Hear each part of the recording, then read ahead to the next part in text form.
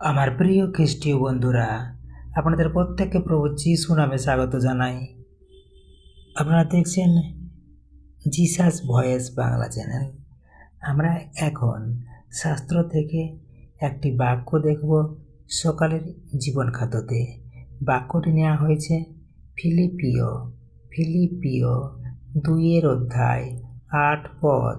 ফিলিপিও 2 অধ্যায় 8 পদ।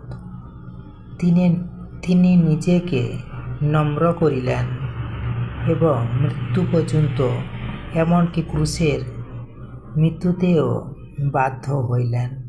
তিনি নিজেকে নম্র করিলেন এবং মৃত্যু পর্যন্ত, এমনকি ক্রুশের মৃত্যুতেও বাধ্য হইলেন।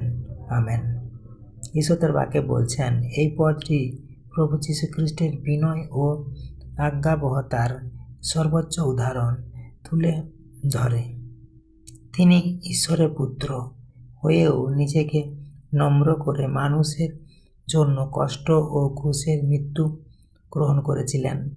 এটি আমাদের শেখায় যে সত্যিকারের মহত্ব আসে বিনয় ও ঈশ্বরের ইচ্ছার প্রতি সম্পূর্ণ বাধ্যতার মাধ্যমে। ঈশ্বর আপন বাক্যে প্রত্যেকে আশীর্বাদ করুন। আমেন। জয় যীশু। আসুন আজকে এই বাক্যে ভিত্তি করে প্রার্থনা করি আমরা।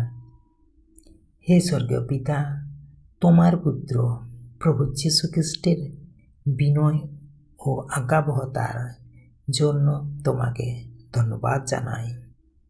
আমাদের হৃদয়কে নম্র করো, যেন আমরা তোমার ইচ্ছার প্রতি সম্পূর্ণভাবে বাধ্য থাকতে পারি।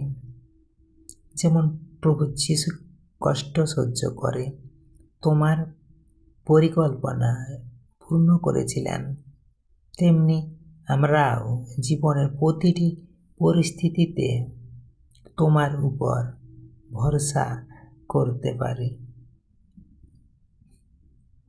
এবং আমরা যেন প্রতিটা মুহূর্তে, যে কোনো পরিস্থিতির মধ্যেও আমরা যেন ভরসা রাখতে পারি তোমার প্রতি। আমাদের জীবন তোমার গৌরবের জন্য ব্যবহার করো।